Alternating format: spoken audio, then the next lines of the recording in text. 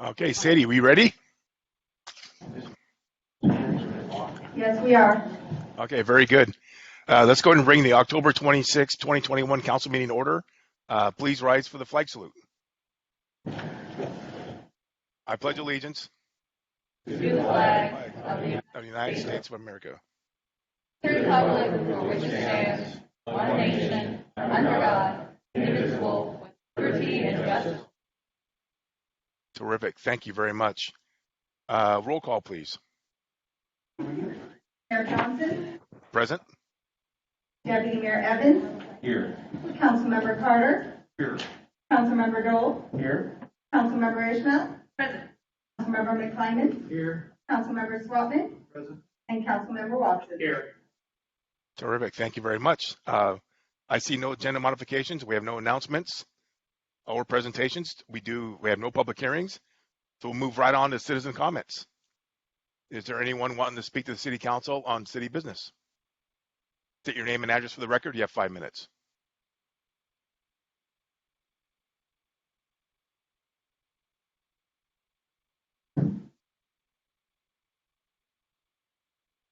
Hello, Council and Mayor. I'm Daniel Decker, past council member out of the 20170. Inevitable rights continued from last time I spoke to this council. Number 14, inevitable right to suffer no cruel or unusual punishment. 15, to establish, monitor, control, and petition our servant government to help secure the above rights. To abolish said government when it becomes destructive of those rights. And if you look at the Declaration of Independence, you will notice in the first 200 words that what I just spoke about in number 16, and they will write number 16, very clear, very cautious in its clearness. So what does inalienable rights mean to the U.S. Constitution? Personal rights held by an individual which are not bestowed by law, custom, or belief, which cannot be taken or given away or transferred to another person, as referred to as inalienable rights. The U.S. Constitution recognizes that certain universal rights cannot be taken away by legislation, as they are beyond the control of a government, being naturally given to every individual at birth, and that these rights are retained throughout our life. Declaration of Independence, 1776, in Congress, July 4th, 1776. It seems that most Democrats do not understand the Declaration of Independence. That's because most Democrats are what is called progressive. Progressive Democrat, the byline, it means they are democratic, socialist, Marxist. This is my opinion. Speaking of democratic, socialist, Marxist, why are the people of the world allowing government to take away our rights because of a man-made virus? And why did the FDA take known medications that will prevent or cure the virus off the market? Many doctors are afraid to prescribe certain medications that will protect you, me, and anyone else without getting that shot from this man-made virus. I hope that none of you have taken that shot because it's a death sentence. Thank you very much. Thank you, Councilmember Decker. Anyone else, or former Councilmember Decker? Anyone else for citizen comments? All right, seeing none, we'll move on to correspondence. We have none of that. Council committee reports. Finance committee, please. The Finance Committee will meet 2 weeks from tonight, sir, on the second floor at 5 p.m. Terrific. Thank you, Deputy Mayor Evans. Community Development Committee, please. Mayor, the Community Development Committee did have a meeting October 19th, last Tuesday. Board and several items of business. Approved our items that we worked Service Center project update. That's kind of an ongoing thing where updates. Okay, over there, still on track to open there. And, zoning amendments that Mr. Sullivan's been working on, and these of course went through the planning commission previously. Looking at it at the committee level so far, we will forward that shortly up to the full council for workshop, for full consideration with the full council. Those are very important. Also, hearing examiner code amendments, you may or may not know, our hearing examiner starting. So I wanted to make sure the code actually reflects what is current policy and procedures. Not really changes other than just recognizing currently with that. Also, we worked on a resolution for the infrastructure management services for pavement management condition assessment. You may know that we're using an automated tool now to assess the roadways and what have you, and a lot of data input to make that all those criteria available in there. So we decided that it's agreed with staff that currently we used to have a person that's really good at doing that. Basically, roadway is a lot smaller, so a little larger city, and need an ongoing program for that to make sure that we have the data available so we need to assess areas that need to address. You have to cover them. Do right. The reason I mention that, of course, is ongoing. You need to make sure that the budget is there for that program, because if you start gathering data, you want to recommend it for approval. That's also a discussion of sidewalk extensions. We have sidewalk monies available, of course, and we're on the iterative process of going through different proposals from staff for sidewalk extensions and different projects out there. And we're still working through those projects, kind of trying to get a decent set to forward to the full council at some workshop in the future for possible consideration. We approved our minutes, and that was our items of business that evening. Thank you. Terrific. Thank you, Councilmember Swatman. Public Safety Committee, please. Thank you, Mr. Mayor. The Public Safety Committee will be on Tuesday, November 9th. All right. Terrific. Thank you, Councilmember Carter. Any other reports? I do not see any. Let's move on to the consent agenda. Is there a motion to approve? Move. Second. All right. All in favor, say aye. Aye. Opposed?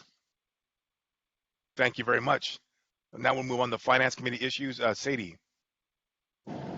This is Agenda Bill 21-135. The council motion would be to allocate Rescue Plan Act, RPA.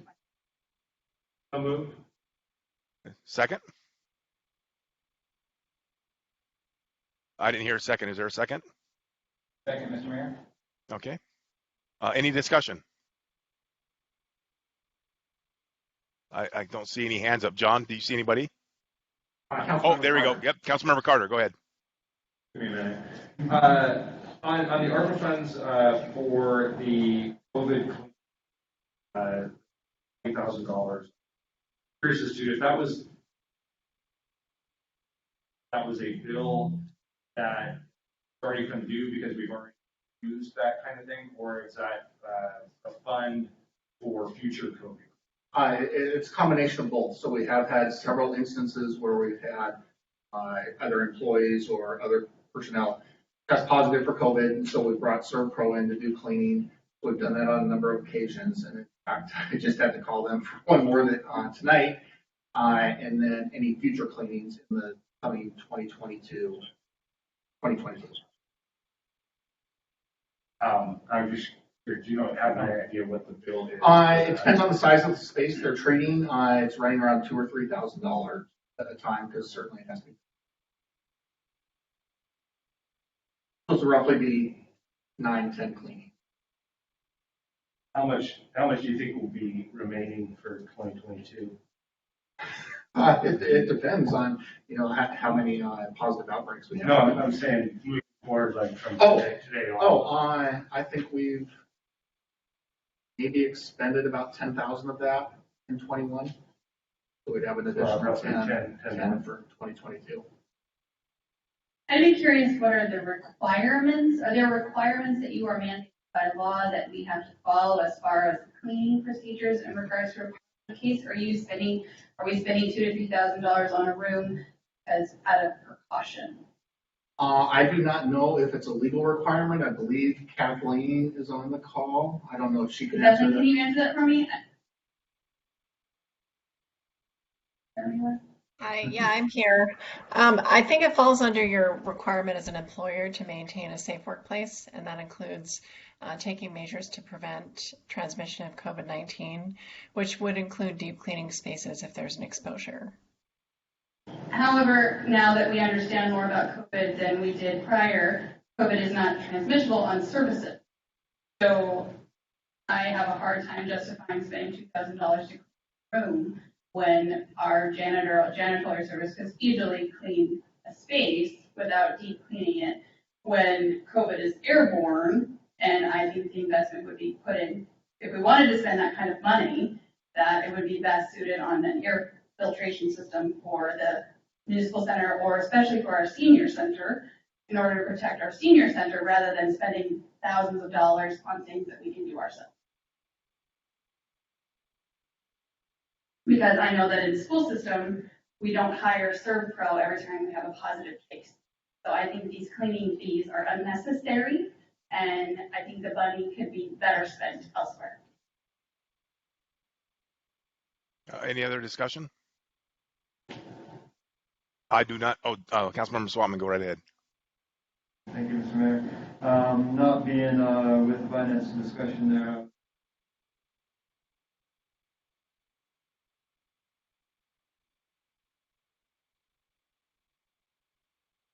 At this point in time.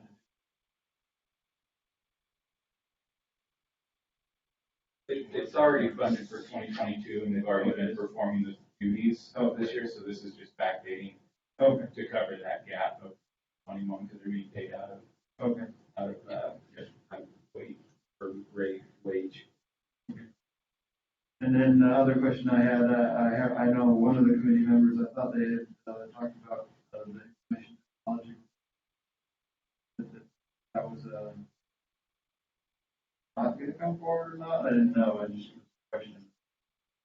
No, this one did. There was a couple other ones that were IT related that were not. Oh, okay.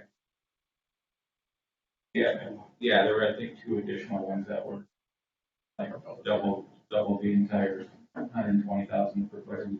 Thank you very much. Any other questions? Councilmember Golser. Go ahead. Yeah, Councilmember Dole, so with that remaining $10,000, possibly shift those funds to air filtration systems and things like that, or what is our? Yeah, certainly. And I mean, again, this is just a very small fraction of the overall ARPA funds we've received or will be receiving.